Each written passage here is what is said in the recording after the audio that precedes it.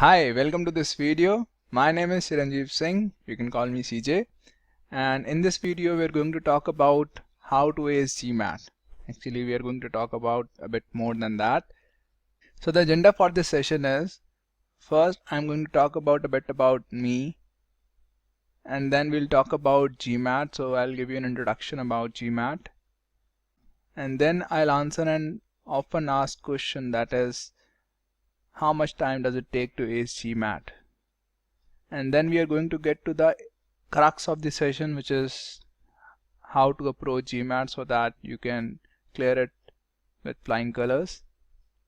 And lastly, we are going to summarize what we have learned in this session. So let's get started with the session. So let me just briefly talk about me. I'm an alumnus of IIM Ahmedabad, PGP 2010 batch.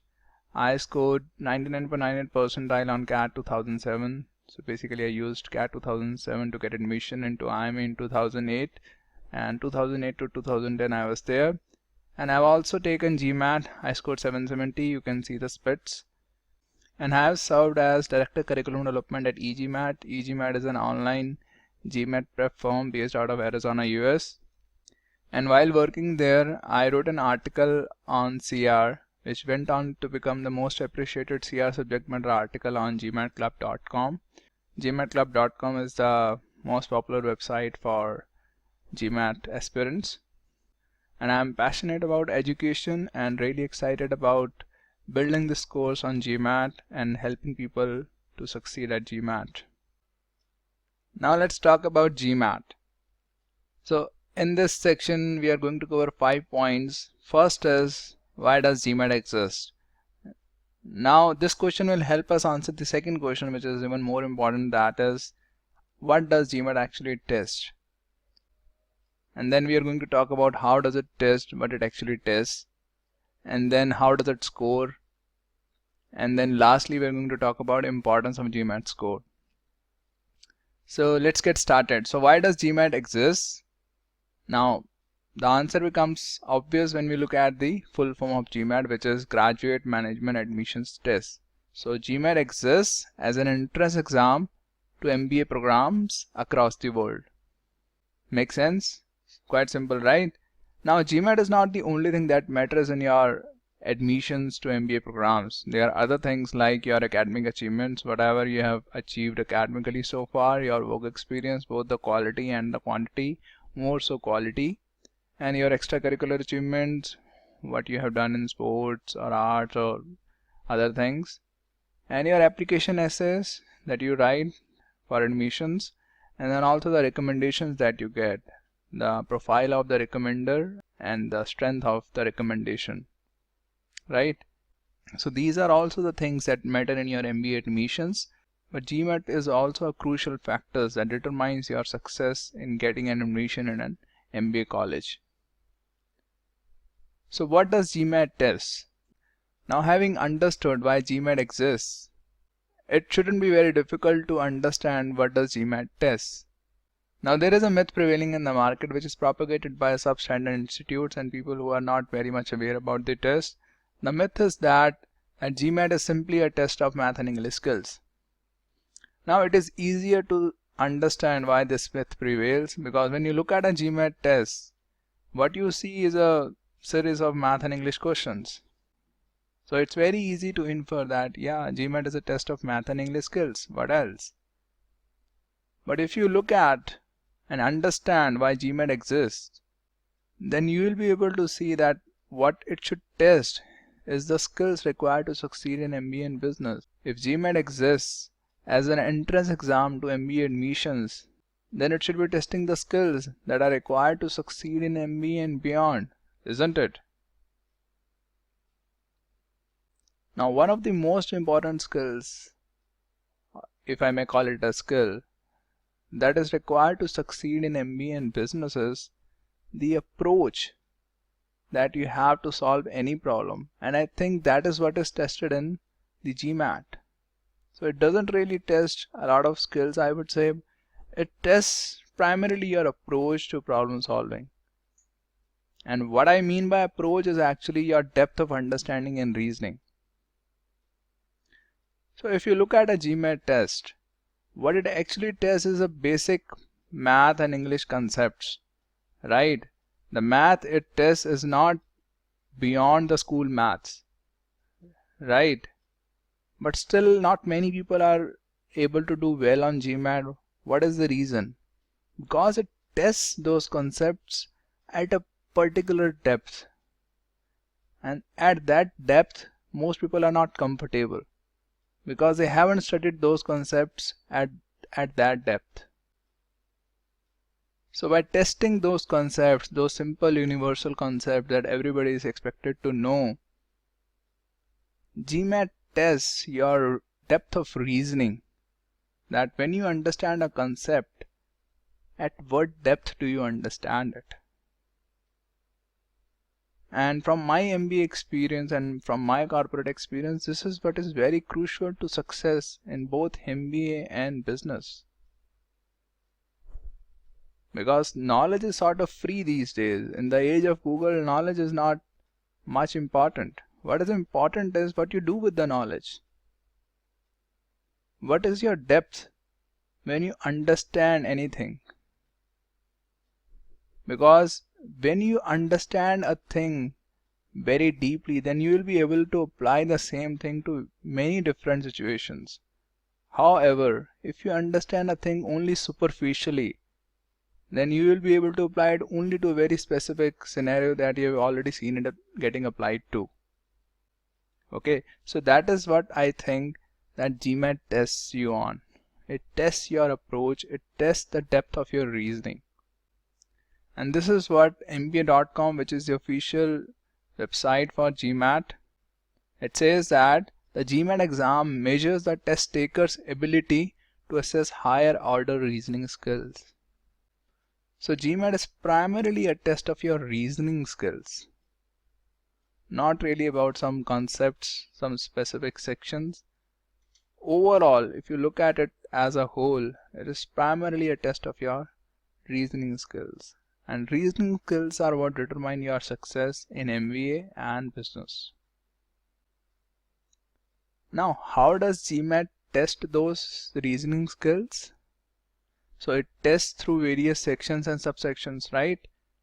So one section is the quant section, which is the math section, and in the quant section there are two subsections or two kinds of questions that are asked.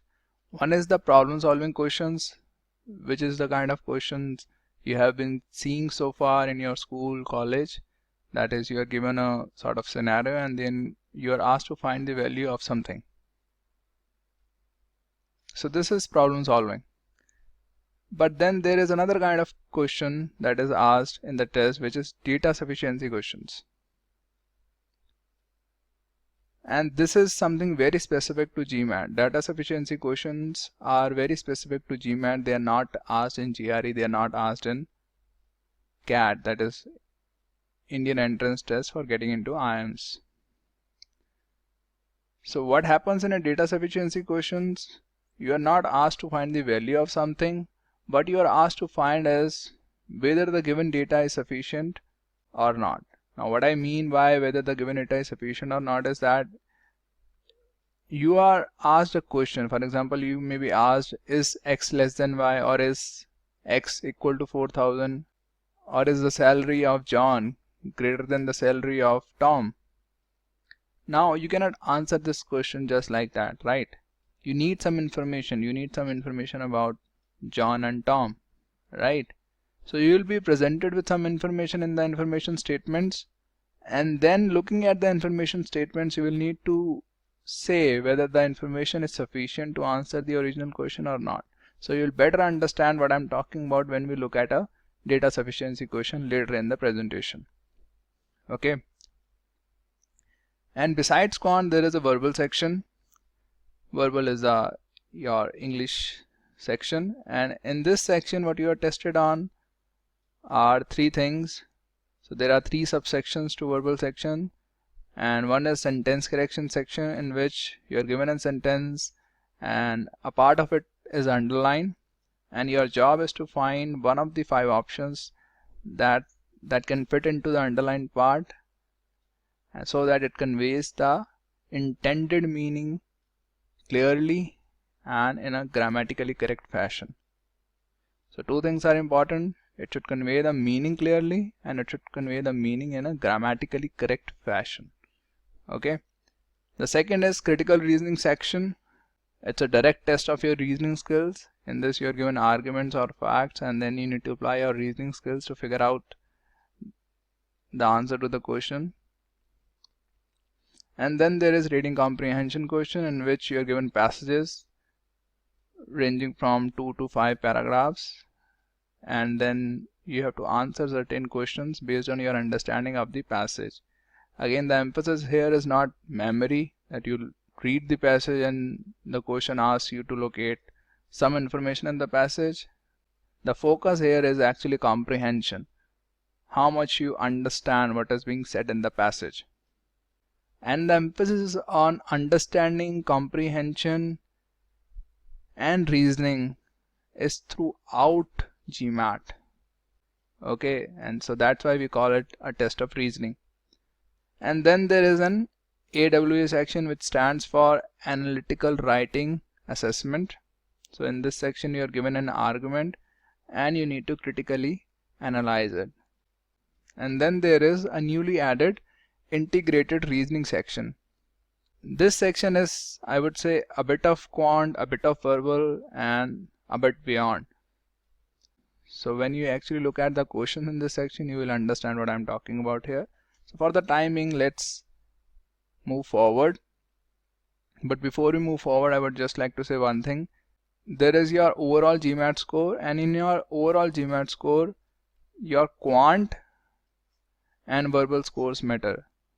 AWA and integrated reasoning scores do not count towards your overall GMAT score. So these scores are given to you separately, even though quant and verbal scores are also given separately, but their scores impact your total GMAT score. Okay.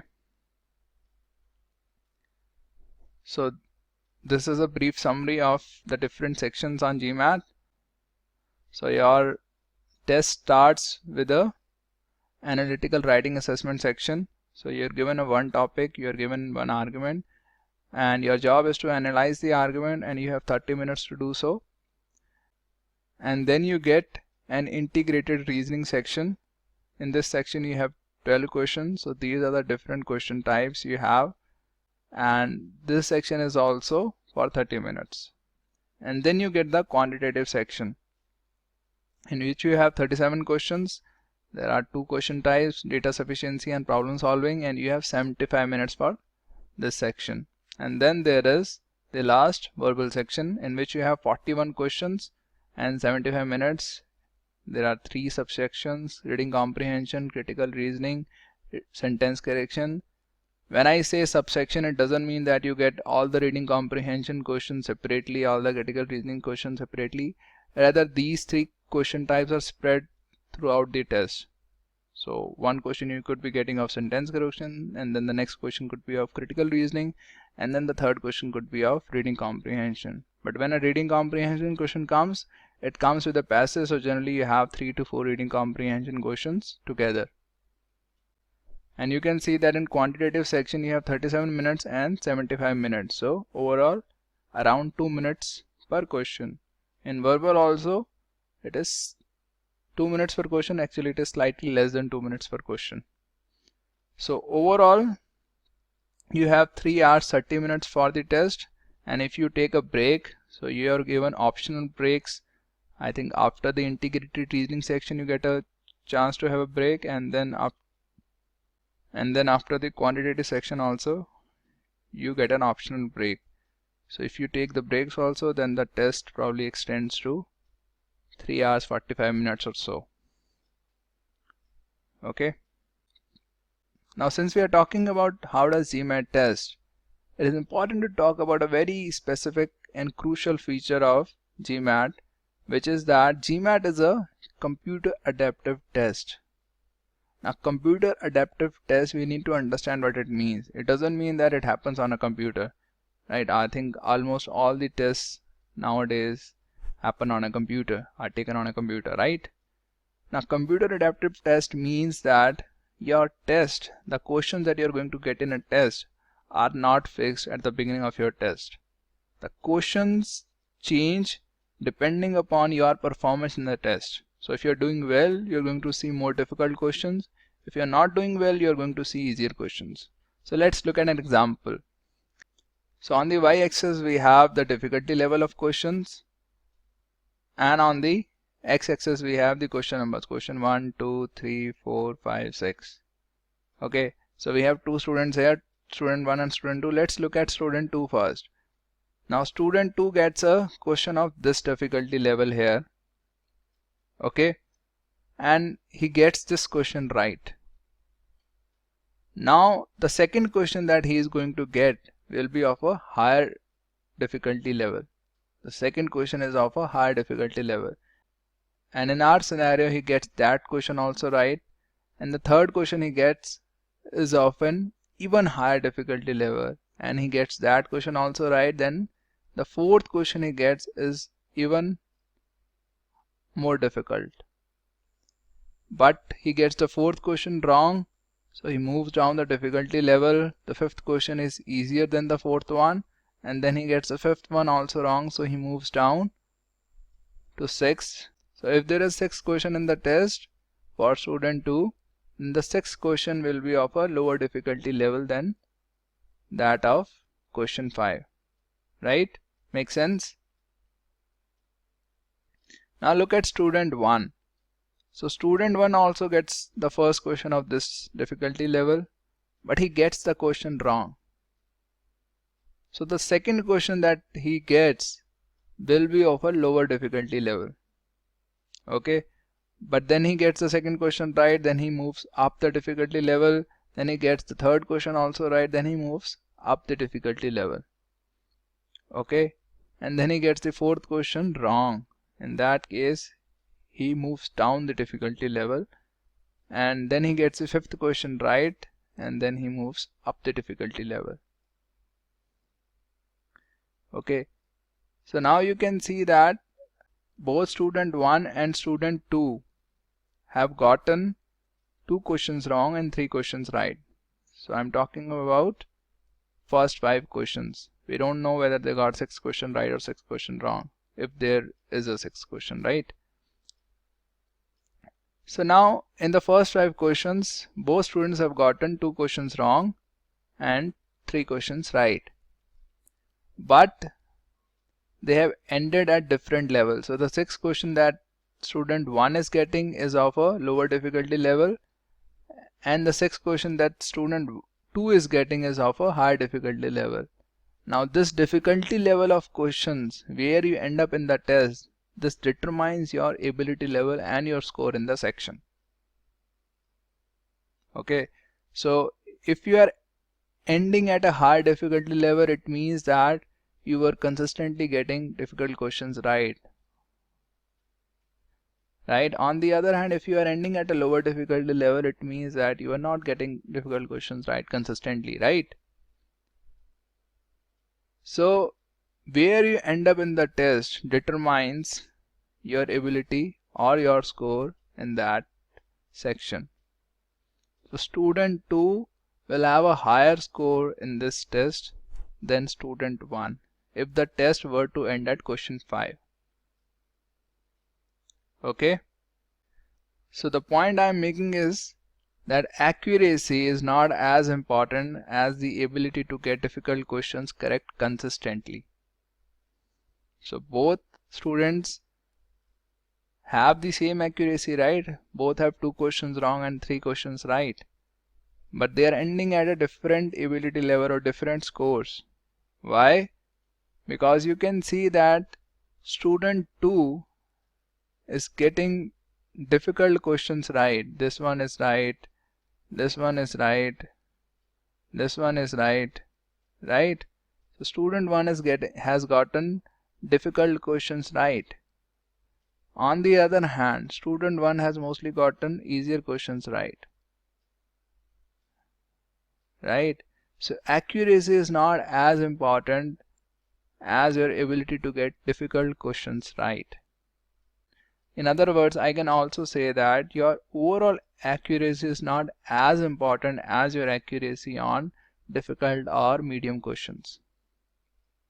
Okay, so some students come to me and say that they are getting 80% accuracy on OG questions. But when I look at the questions that they are doing, they are mostly doing easy or medium questions. And even in medium question, their accuracy drops significantly. So when they are getting questions right, those questions are mostly the easier ones. So do not get deluded that you are getting a higher accuracy. What you should strive for is not the accuracy. What you should strive for is accuracy on medium or difficult questions. Okay, make sense?